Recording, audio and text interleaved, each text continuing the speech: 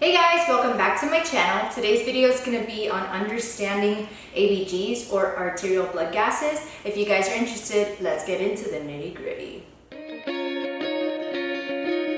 So it's important to know when it comes to arterial blood gases versus capillary blood gases that there will be some differences in terms of the values that you get. If you have a capillary gas, there might be some more acceptable ranges in terms of the lab value and what is acceptable in the institution you work for, but for all intents and purposes, we're gonna do it in just arterial blood gases, just to be simple. Now, that being said, it's important to also know that there are other ways to go about understanding a blood gas, but I'm gonna show you the way that I was taught and the way that works for me, and I still use it to this day. I use the TIC-TAC-TOE method. I saw it on YouTube a couple of years back, and I've been doing it ever since. So I'm gonna use my iPad and I'll show you what I do with that. I'll do like a screen record and I'll talk you through. But I also wanna note that the values that I will be using are values that I was taught, but also you need to understand that it may be different where you're working or the book you're using. So if you're in school and the values are a little different, just kind of go with it, but remember the values that they're giving you in school, because you don't want to get something wrong based on what I gave you. But most of the time, if they do give you a value, it's going to be somewhere very far out of the norm so that it doesn't fall into that range where it could be acceptable in other institutions. So that being said, I'm going to go now to the iPad and then I'll check back with you guys later.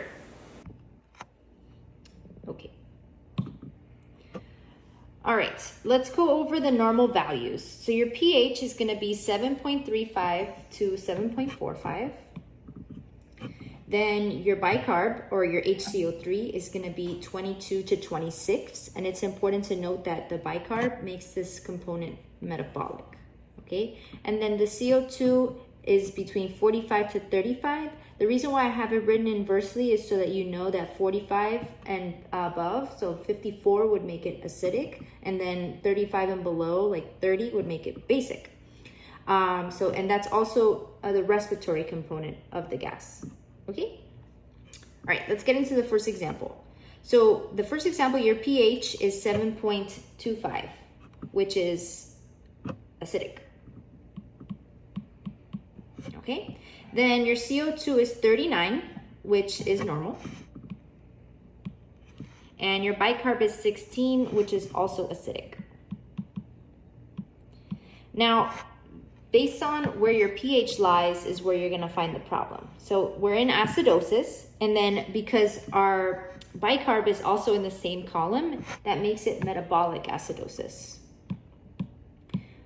And then we're looking at where the CO2 lies to determine whether it's compensated partially or fully, or uncompensated completely. So your CO2 is in the normal column, which means that it's only partially compensating for the issue as far as the metabolic side. So this is partially compensated.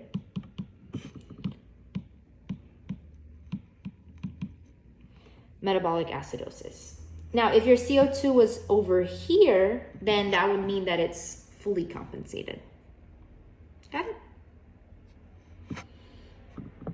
Now, moving on to the next example. The pH in this one is 7.48, which makes it basic. The CO2 is 32, that's also basic. And your bicarb is 23, which is normal. So we have the exact opposite of what happened in the previous example. So we have here the CO2 matching with the pH. So this is respiratory. Alkalosis. And then because your bicarb is in the normal value, it's partially compensated.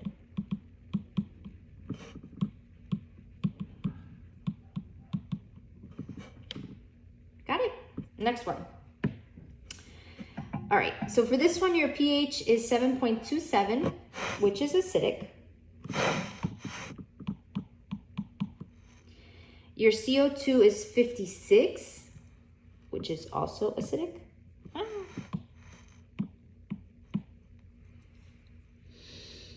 And your bicarb is 22, which is normal.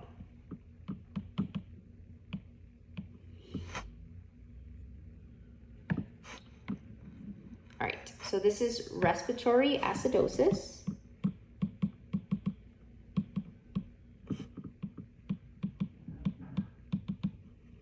And it's partially compensated.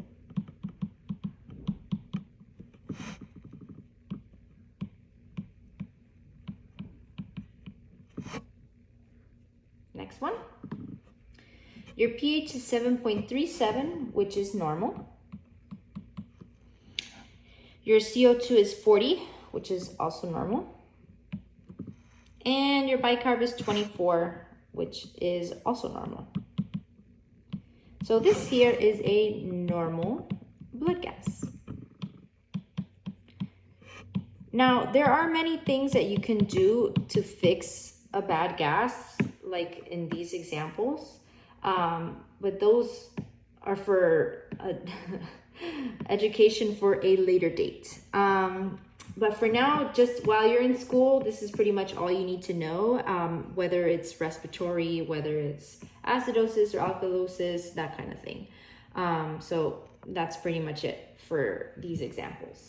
That's it for this video, guys. I hope it helps. I hope you can use it in your daily practice. Comment down below if you want to see more videos like that, you know, in terms of like fluid and electrolyte balance or other educational topics you want me to go over. I will be more than glad to do that. All right, I'll see you in my next video, guys. Bye.